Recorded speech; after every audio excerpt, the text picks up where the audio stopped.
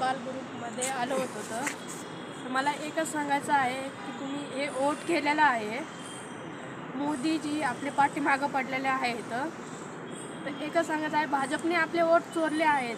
तर तुम्ही ह्याच्यावरती डबल वोटची परवानगी घ्या, त्यांना मान्य करा की आम्हाला हे वोट नाहीत राजे.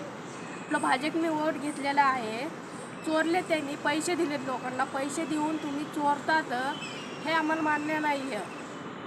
तुम्ही जर पैसे देऊन चोरत असताल तर ह्यांनी काय करायचे, म्हणजे आपल्या लोकशाहीने काय करायचे? पैसे देऊन असेच वोट चोरीत राहिले तुम्ही.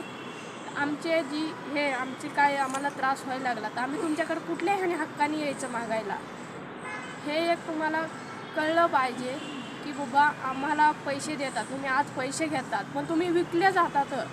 तुमचे वोट आहेत ना पूर्ण विकले जात आहेत.